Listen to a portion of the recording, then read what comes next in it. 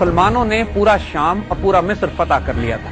مگر ابھی تک سمندر مسلمانوں کی دسترس سے باہر تھے۔ حضرت معاویہ کی بہت بڑی خواہش تھی کہ مسلمان نیوی بنائی جائے جو سمندر میں رومنز کا مقابلہ کر سکے، اور اس کے علاوہ جو سمندر میں بڑے بڑے جزیرے تھے، جس طرح قبرص، سائپرس تھا، کریٹ تھا، روڈز تھا، سسلی تھا، ان سب پر حضرت معاویہ رضی اللہ تعالیٰ عنہ کی نگاہ تھی کہ ان کو بھی فتح کرنا چاہیے۔ اس سلسلے میں جب دربار خلافت سے اجازت طلب کی گئی تو حضرت عمر رضی اللہ تعالیٰ عنہ نے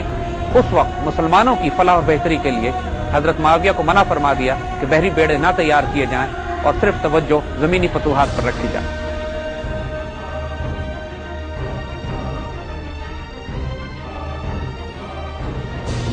دور عثمانی میں پھر وہی ناگہانی مصیبت آن پڑی مصر پہ کہ جس کا حضرت معاویہ کو خطرہ تھا۔ رومن آرمیڈا، ایک نیول فلیٹ، مسلمانوں پر حملہ آور ہوا اور اس نے اسکندریہ پر قبضہ کر لیا، اور بڑھتے ہوئے یہ مصر میں آگے کی طرف آنے لگے۔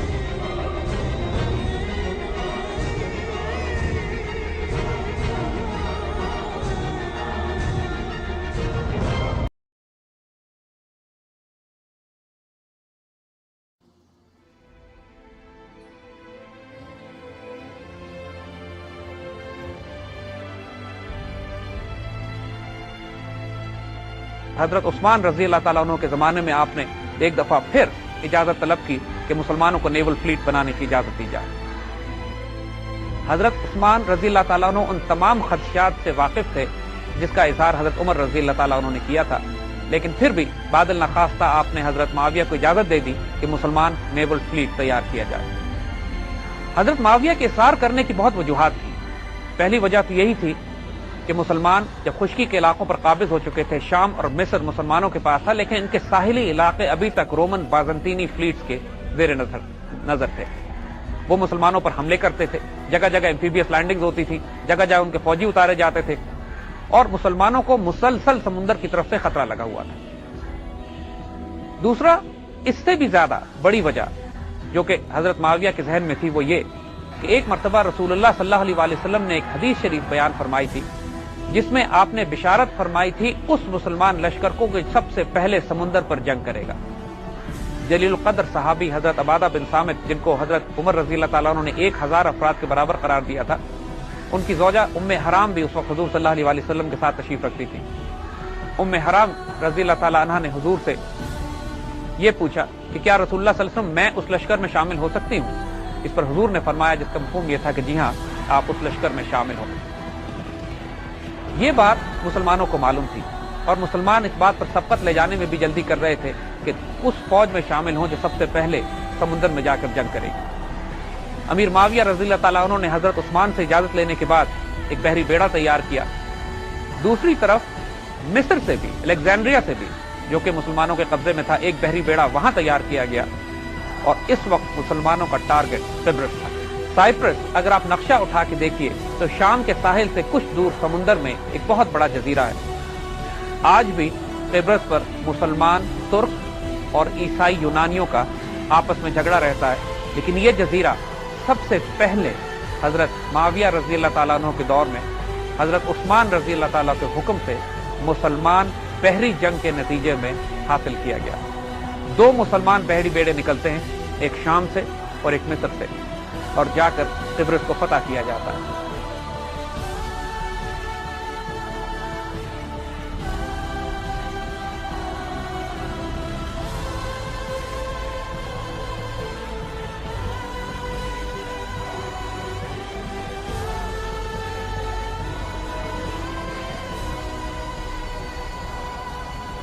اس کے بعد مسلمانوں میں حوصلہ بڑھنا شروع ہو گیا،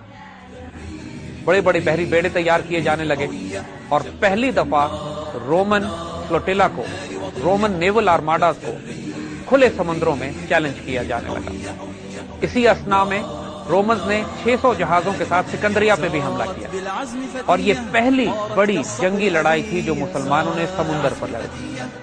400 کے قریب مسلمان بحری جہاز، 600 رومی جہاز، ایک خوفناک لڑائی میڈیٹرینین سی میں لڑی گئی۔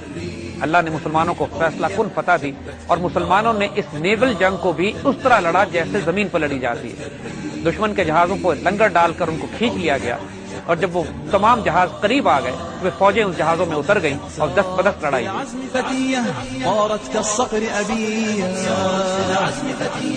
طارت كالصقر أبية أهلا أهلا قافلتي يا قافلتي المهنية هيا جيل المستقبل نسعى ونجد ونعمل نرقى دوما للأفضل دون العليا لا نقبل هيا جيل المستقبل نسعى ونجد ونعمل نرقى دوما للأفضل دون العليا لا نقبل أهلا أهلا قافلتي أهلا أهلا قافلتي أهلا أهلا قافلتي يا قافلتي المهنية كالريح قوية شبت كالنار كالنار كالنار وضية هبت كالريح كالريح كالريح قوية شبت كالنار كالنار كالنار وضية سارت بالعزم فتية طارت كالصقر أبية سارت بالعزم فتية طارت كالصقر أبية أهلا أهلا قافلتي يا قافلتي المهنية سيروا يا صحبي حتى نتعلم مهنا شتى سيروا يا صحبي حتى نتعلم مهنا شتى نتقن 5 أو 6 رومیوں کو شدید نقصان اٹھانا پڑا اور پہلی دفعہ کئی 100 سال کی تاریخ میں ان کو احساس ہوا کہ اب بحیرہ روم میں میڈیٹرینین میں ان کے مد مقابل ایک اور نیوی تیار ہو گئی۔ مسلمانوں کے لیے یہ عظیم عظمت اور جلال کا وقت تھا۔ پہلی مرتبہ خشکی سے نکل کر مسلمان نیول وارفیئر سیکھ رہے تھے۔ اگر آپ نوٹ کریں آج بھی پوری دنیا میں جتنی جدید نیول اصطلاحیں ہیں وہ تمام کی تمام وہ ہیں کہ جو مسلمانوں کی دی ہوئی ہیں۔ یہ اصطلاح ایڈمرل عربی کی اصطلاح امیر البحر سے نکلا ہے۔ یہ جو ایٹلس نقشے کو کہا جاتا ہے، مسلمان اطلس ایک کپڑے کے اوپر نقشے بنایا کرتے تھے جس کی وجہ سے آج یہ لفظ ایٹلس نکلا ہے۔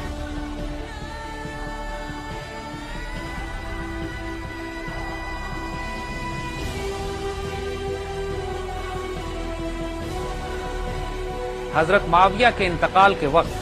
مسلمان نیوی میں 1600 سے زائد بڑے بحری جہاز تھے۔ یہ اس سے پہلے دنیا نے اتنی بڑی نیول فورس نہیں دیکھی۔ مسلمان اب جہاں خشکی پر اللہ کے فضل سے حکومت کر رہے تھے، اب دنیا کے سمندروں پر بھی مسلمانوں کی حکمرانی تھی۔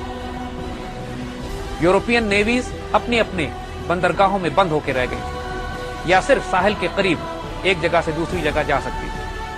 جبکہ مسلمان نیویز پوری دنیا میں ان کے راستے کھلے ہوئے تھے۔ حجاز، عراق سے لے کر پورے فارس تک مسلمان نیویز اپنے سفر کرتی تھی اور دوسری طرف بحیرہ روم مسلمانوں کی حکمرانی میں تھا۔ یہ تاریخ کے وہ عظیم ترین دور تھے کہ جہاں مسلمان ایک طرف حجاز سے نکل کر سینٹرل ایشیا اور آکسس دریا پار کر کے چین کی سرحدوں سے ٹکرا رہے تھے، دوسری طرف مسلمان نیوی اس وقت کے تمام بڑے بڑے سمندروں پر حکمرانی کر رہی تھی۔ اس عظیم الشان دور کو، یہ خلافت راشدہ کے فوراً بعد آنے والا یہ وقت حضرت معاویہ رضی اللہ تعالیٰ عنہ کا یہ دور جس میں مسلمانوں کی فتوحات اپنے عروج پر پہنچ چکی تھی۔